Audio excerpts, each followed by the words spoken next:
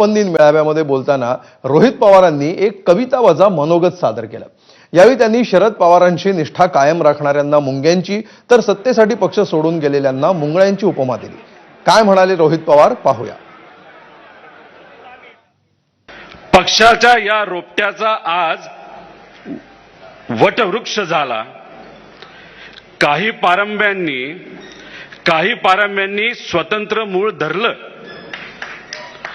फांद्यांवर बसलेले काही पक्षी उडून दुसऱ्या झाडावर गेले। वादळ आलं आणि दुष्काळी पाहिला, पण वटवृक्षाचं खोड आजही अविचलतपणे घट्ट उभं आहे, म्हणजे आदरणीय पवार साहेब। सत्ता आली काय आणि सत्ता गेली काय?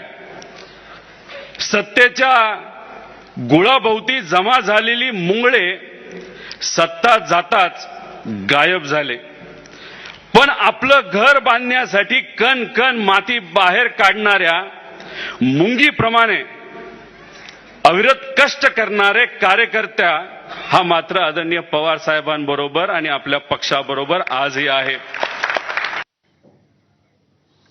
तर शरद पवारांच्या राष्ट्रवादीचे खासदार निलेश लंके यांनी पक्षश्रेष्ठींचं कौतुक करताना जोरदार भाषण केलं। पाहूया।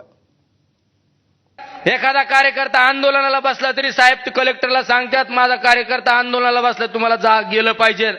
एखादा कार्यकर्ता रस्ता रोको करीत असताना गुन्हा दाखल झाला, पवार साहेबांना बातमी कळाली, पवार साहेब कुठं जरी असले तर आपल्या आधी त्या कलेक्टरला फोन जातो, एसपीला फोन जातो, माझा कार्यकर्ता हा चुकीचं करायचं नाही आणि समजून घ्यायचं। आणि साहेबांचा दम तुम्हाला माहित नाही, हा मग आम्हाला विचार करावा लागेल। साहेब असे म्हणत आहे, कळतं का तुला? बघून घेतो, बघून नाही।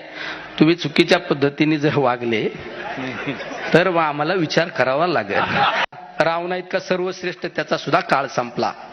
आपले खेड्यापाड्यात आपण वागत असताना म्हणून तुला हिटलर लागून गेला का? हिटलरला सुद्धा सगळ्यात कमी काळ मिळालेला आहे। ध्यानात धरा, आशावादी राहायचं शिका, आशावादी राहायचं शिका। आपण आपल्या गावात लहान असताना गावात ज्याची लेप चलती होती, लेप पाटील की मोठी होती ना, तेव्हा आपल्या मग कार्यकर्ता म्हणून निंडतो। हे दिवस बदलत राहतात, हे दिवस बदलत राहतात।